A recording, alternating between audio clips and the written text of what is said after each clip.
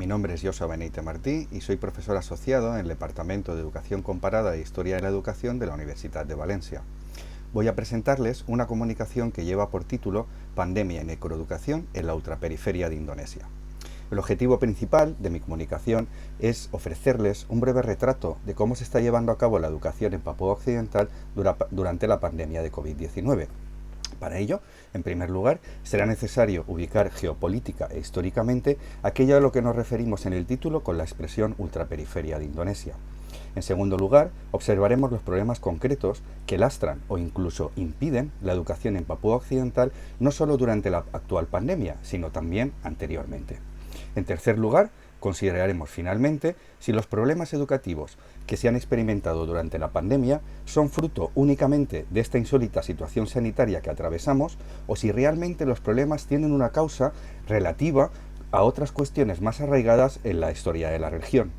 A nuestro juicio, nos encontraríamos ante el despliegue de una estrategia de necroeducación por parte de Indonesia. Veamos detenidamente todas estas cuestiones. La isla de Nueva Guinea es un paraíso de biodiversidad que cuenta con los únicos glaciares ecuatoriales del sudeste asiático y está habitada por especies tan conocidas como las aves del paraíso o las orquídeas. Sin embargo, también alberga tesoros materiales como la mayor reserva de oro del mundo hasta ahora conocida, entre otros yacimientos y numerosos recursos energéticos. Desde el siglo XVIII, Nueva Guinea ha sido dominada por potencias europeas colonizadoras. En concreto, la parte oriental, donde se localiza la actual Papúa Occidental, fue territorio holandés hasta mediados del siglo XX. Una vez iniciado el programa de descolonización de la ONU, a mediados de este mismo siglo, la otra mitad de Nueva Guinea se independizó, formando el país conocido actualmente como Papúa Nueva Guinea, un país autodeterminado y con su propia legislación y su propio gobierno. La soberanía de Papúa Occidental, hasta entonces en manos de alemanes, ingleses y australianos, fue, sin embargo, traspasada a Indonesia tras una serie de conflictos internacionales entre Holanda, Indonesia, Estados Unidos y la ONU. Negociaciones en las que, todo hay que decirlo, la gente de Papúa no tuvo ninguna participación. En 1969, el control de la región fue finalmente entregado por la ONU a Indonesia, que celebró una pantomima de referéndum para justificar su toma de posesión del territorio. Desde entonces ha pasado más de medio siglo y se ha ido haciendo cada vez más evidente que la política desplegada por Indonesia sobre Papúa Occidental se corresponde con el esquema más clásico del colonialismo.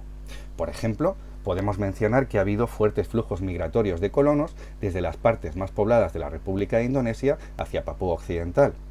También podemos decir que se han impuesto numerosas restricciones de movimiento, que se ha producido un proceso de aculturación, que se han expoliado los tesoros naturales y se han expropiado grandes extensiones de tierra en posesión de los nativos para explotarlas con cultivos como el aceite de palma, entre muchas otras cuestiones que nos señalan que efectivamente en la actualidad Papúa Occidental es una colonia de Indonesia.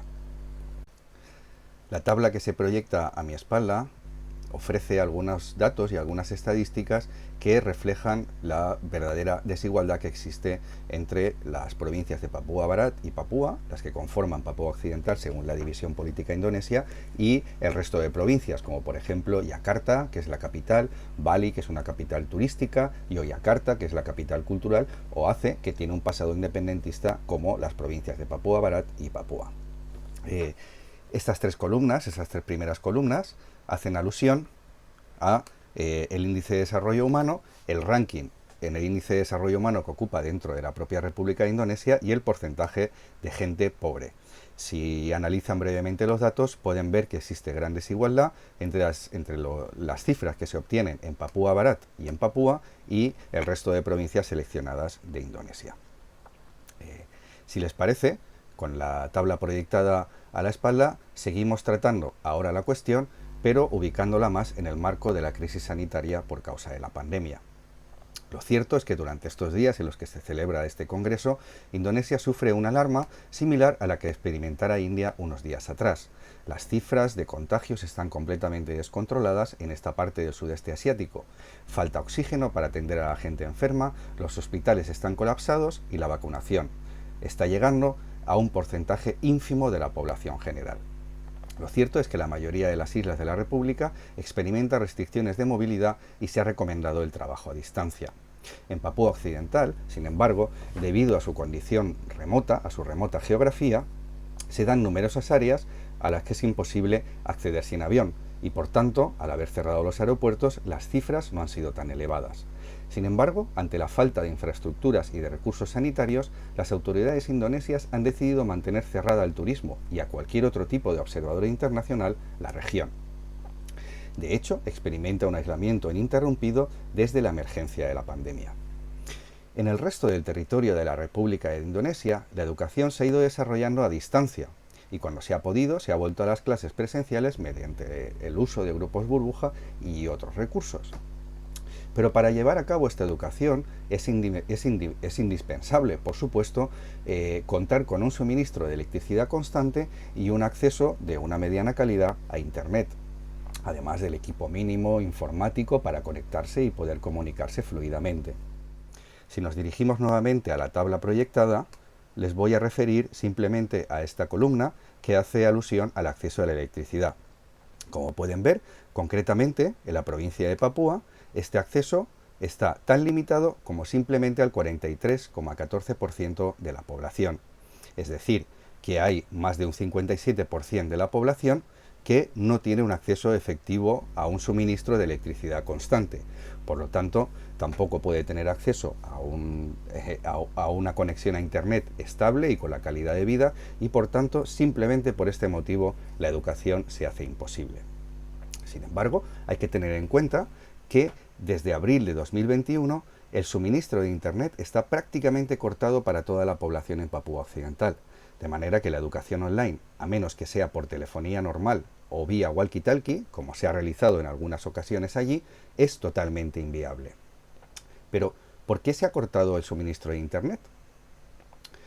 A raíz de una escaramuza entre el movimiento independentista papú y el ejército indonesio, en la que murió un jefe de inteligencia, Joko Widodo, Jokowi, el actual presidente de la República, ha declarado terrorista al OPM, el Ejército de Liberación Papú, convirtiendo en zona de guerra los alrededores, precisamente de la mina Grasberg, recuerden, el mayor depósito de oro del mundo, donde también se aloja la mayor reserva de población originaria de Papúa Occidental. A raíz de esto, conviene tener en cuenta y recordar nuevamente que los problemas educativos que experimenta en la actualidad Papúa Occidental debido al COVID-19 no son algo nuevo. Desde siempre, el pueblo papú ha tenido menos acceso a la educación, y cuando ha accedido lo ha hecho en condiciones muy precarias debido tanto a la falta de infraestructuras como a la escasez y la mala calidad de la docencia, aparte de la escasa difusión de algunos programas pedagógicos que tratan de reforzar la educación de los más pequeños. La causa de esta desigualdad educativa en Papúa Occidental, respecto de otras provincias,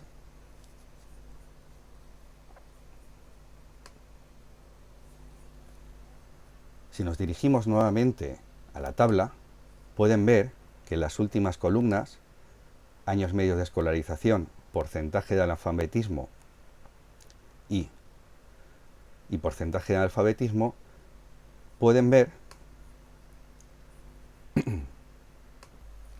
Les remito nuevamente a la tabla proyectada a estas dos columnas en especial. La columna MYS se refiere a los años medios de escolarización y la columna PI se refiere al porcentaje de analfabetismo. Si buscan los datos correspondientes a la provincia de Papúa, pueden observar cómo son con diferencia mucho más altos que otras provincias de Indonesia y, por supuesto, que la media nacional. La causa de esta desigualdad educativa en Papúa Occidental respecto de otras provincias de Indonesia se explica, pero solo en parte, por sus condiciones geográficas. Gran parte del origen de la desigualdad educativa que experimenta Papúa Occidental debe, no obstante, explicarse debido a la política colonial a la que está sometida. No son pocas las acusaciones de estar cometiendo un genocidio con el pueblo papú que pesan sobre Indonesia. En numerosas ocasiones incluso se han denunciado estos hechos ante la ONU, que no ha hecho sino girar la cara atendiendo a los intereses económicos y geopolíticos de algunos importantes socios, como por supuesto Estados Unidos de América. La gobernanza desplegada por Indonesia sobre Papúa Occidental puede y debe, por tanto, identificarse con la noción de necropolítica acuñada por el filósofo camerunés Achille Mbembe. Para Mbembe, la necropolítica designa el control sobre la vida y la administración de la muerte que es característico de las tecnologías de poder gubernamental contemporáneo. Más allá de la idea de biopolítica Foucaultiana, cuya esencia fue hacer vivir y dejar morir, la necropolítica hace vivir a unos mientras que hace morir a otros. En muchas ocasiones, las muertes de aquellos a quienes hace morir sirven además para hacer vivir a los otros, es decir, que para hacer vivir a unos pocos deben morir otros tantos sobre cuyo sacrificio se sostiene la vida de los anteriores. Este es el caso precisamente de Papúa Occidental, pues gran parte del asombroso desarrollo que ha experimentado Indonesia se ha construido sin duda con el expolio y la explotación de este territorio. Y no solo eso, sino que según marcan las estadísticas demográficas, la población original papú está siendo reemplazada por los colonos que buscan fortuna en la isla, de manera que en unos pocos años será más numerosa la población no original que la población nativa. En última instancia, puede sostenerse que el pueblo papú está siendo expuesto, cuando no a una muerte física real, a una muerte ontológica, epistemológica e histórica. Muerte ontológica porque están siendo eliminados como categoría, es decir, que su cultura y sus peculiaridades étnicas están siendo erradicadas mediante diferentes dispositivos disciplinarios, biopolíticos y necropolíticos. Muerte epistemológica porque a su voz, su contribución a la construcción de la realidad está siendo menospreciada y silenciada, de modo que el relato de su destino geopolítico quedará en manos únicamente de Indonesia. Y finalmente, una muerte histórica porque no se considera que su cosmovisión y su existencia vaya a contribuir al gran relato histórico de la humanidad. Sencillamente, un día desaparecerá este pueblo y con el tiempo dejaremos de hablar de ellos. Este triple asalto ontológico, epistemológico e histórico, sin olvidar una larga cronología de masacres y asesinatos selectivos que tiñe de rojo la historia de su adscripción a Indonesia, ha sido orquestado en gran parte mediante un dispositivo educativo. La educación es un recurso que permite influir en la mente y el cuerpo de los educandos. Permite incluso, en muchas ocasiones, decidir o sentenciar el futuro de quien se educa. En el caso de Indonesia, cabría, a mi juicio, hablar de una necroeducación. El concepto de necroeducación cabe verlo como un dispositivo que formaría parte de la necropolítica indonesia. Con el despliegue de este dispositivo, Indonesia se asegura la limitación del ascenso social, económico y cultural del pueblo papú. Les permite de este modo mantenerlos en un estado de degradación social a partir del cual es más sencillo mantenerlos permanentemente en un estrato bajo de participación y por tanto es muy fácil controlarlos y se les elimina las herramientas con las cuales organizar una autodefensa. En última instancia, la necroeducación sería una educación no enfocada a la promoción de la vida social, cultural y económica, sino que apunta a la triple muerte que mencionábamos anteriormente, una muerte ontológica, epistemológica e histórica. Como señala Clara Valverde, los excluidos, y tal es el caso de la gente de Papúa Occidental, viven muertos en vida o se les deja morir porque no son rentables. No sirven ni para ser esclavos. Muchas gracias por su atención.